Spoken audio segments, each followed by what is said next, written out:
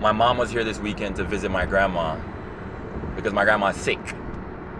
And not the type of sick that she's gonna be getting better soon. That's real life. That's not content. That's not something that's just like a trend or for virality. That's not an IRL stream. That's real life. And that's my real life. It's not some fictional character. Like, that's really something that's happening in my life right now.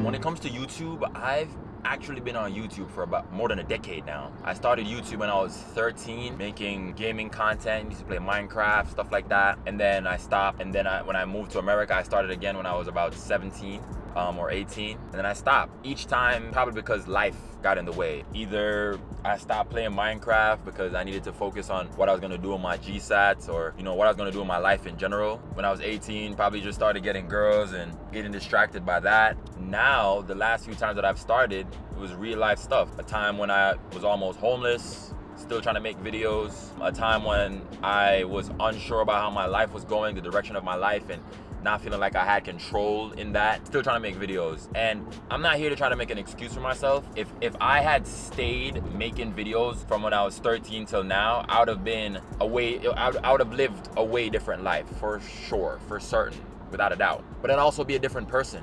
And I don't know if that's necessarily a good thing. And I see all these people who rise to success, the Kai Cenats, the Peter McKinnon, the Casey Neistat, like the people that get to the highest of their respective niche, they always kind of stop. Maybe it's lonely at the top. Maybe they get that thing and they realize it's not worth like the little things like family. Like, I don't know, like the people who get to the heights where I'm like, damn, that's exactly where I'd want to be, always get there and kind of like, all right, it's cool up here, but there was somewhere better along the way. And I try to remind myself that. I'm 25. I had big goals for myself to reach by the time I was 23. I know people around me who have achieved closer to what I want to achieve, or people that I don't know but know of that's achieved what I want to achieve at the age I wanted to achieve it. And I make an effort to not compare in a way that like, saddens myself or like lessens the efforts that I've done, because you don't know what somebody else's life is really like. And when it comes to this whole documenting your life thing, I struggled with it because when real shit was happening, I'm like,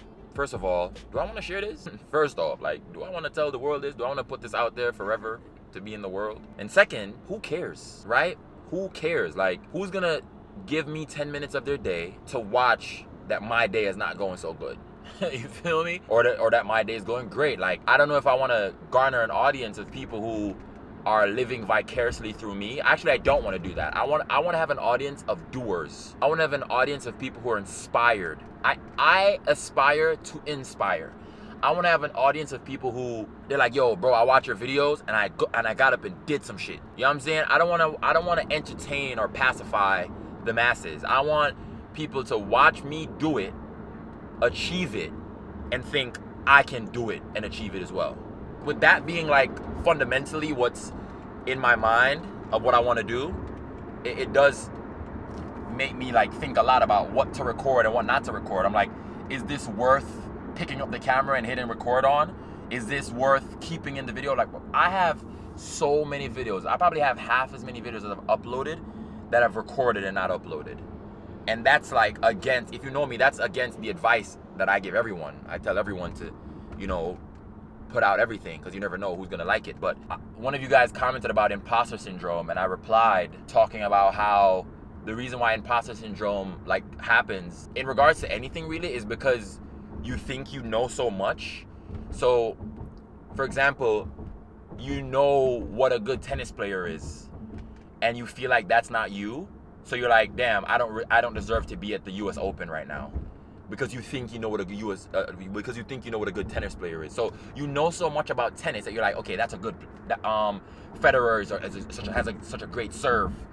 Serena has such a great thrust. I don't know all the tennis terms, right? And the fact it's kind of paradoxical, because you knowing so much about those players is what makes you respectively a good tennis player as well. But you feel like an imposter because you know how good you are relative to how good others are, if that makes sense. Might not be explaining. This is a fresh idea off the dome right now, but I might not be explaining so well. But it's almost like, you know, you're looking in the mirror and you're like a great makeup artist, and you're like, yo, damn, I messed this up, I messed it up, because you did it. But then everybody outside is like, wow, that's the best makeup I've ever seen. It's a larger male audience. I don't know if that one's gonna land either. I think you guys get it. Because I am a storyteller, I judge my own story heavier. Like, everybody's their biggest critic. And that's why there's some stuff I haven't put out. But then I also look at the stuff that gets traction and gets views, which I'll be lying to you if I'm not saying like that's why I'm here. Like, I am here to find and build my audience. And I have to listen to that. I have to look at those statistics. I'd be a fool to not look at what's working and try to do more of that, instead of being stubborn and trying to make what's not working what works. So the question is, how much of your life do you document in this so-called documenting your life? Yo, a Harley is so tough. It's either a Harley or a BMW, like Wumba bike. Word two. What's good, my brother? How you doing? Doing good. About to get my biggest tattoo yet. Took me a while to find somebody I could trust, but the one and only. Feel me? That's right. Brought him some nice canvas. We're about to flood that right now. You feel me? That nice empty skin. Yo, I don't gatekeep my artists, because I know how hard it is to find an artist that can actually tat on dark skin.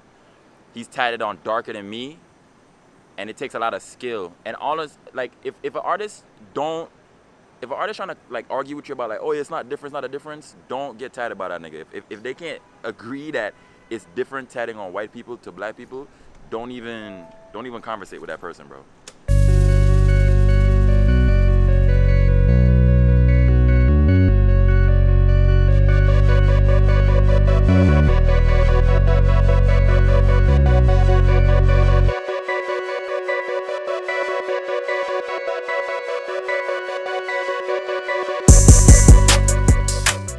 Started raining. Is that the run in the rain? My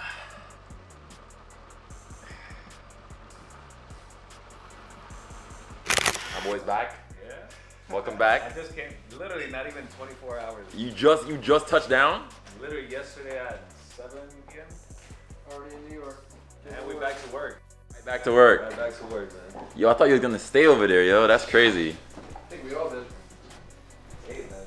I'm not. Hello. Hi, How you doing? Good. You seem familiar. MJ, yeah, I've been here before. Yeah, you've been here before, yeah. Back here. Snappy popping up. The mic dropped it and does it. It's like on flat. Oh, yeah, it has a little handle. That's right. You okay being on camera? I'm fine. We might have to put the bag up here and then have them take it out and then just hold it up, if that makes sense. Just because it's the height difference. Just so you could actually see the bag when they're taking it out. If we do open the door, do you think the sound from the waterfall is gonna be a problem?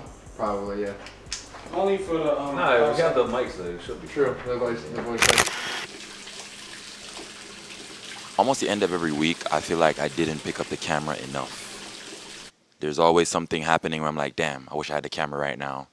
Or I'm looking at when it's time to upload another video and I'm like, damn, I didn't get enough cool footage. And without tooting my own horn or without even being like vain, I really think I live a cool life. Like, I don't live in a monotony or a mundane type of life. I'm always doing something new. I'm always doing something different. I'm always seeing cool places. I see at least one cool place or thing like 2+ times a month, right? Like I'm meeting someone or just experiencing like I have a cool job. Like, you know what I mean? Like, every day is a different office. I'm in a cool point of my life as well, a cool stage of my life. But how much of that is real life and how much of that is entertainment? Where's the line where it's entertainment and real life? I don't want to be making certain decisions because I'm trying to get content out of it, or just because I'm trying to get content out of it. Well, actually, that's not true. That's not true. I don't want to wake up every day thinking only about content, and I don't want every aspect of my life to be entertainment for the masses. But at the same time, I don't want to just be a content factory. I want to know my audience and have my audience know me. I don't want to just be sitting at the computer all the time, making videos and talking about specs and giving reviews. I want to actually pick up the camera and point to that cool stuff, actually show the people watching, you guys, what hard work can amount to. You know what I mean? Hands on. I don't got a cameraman right now and only have this one camera. Like after this, I'm gonna have to get back to the shoot. But in what ways I can, I want to show as much as I can. All right, let me get back to my client. What time is it? What time is it today? It's my time. My time. You know, it's my time. Let me get everything together, and I can talk my.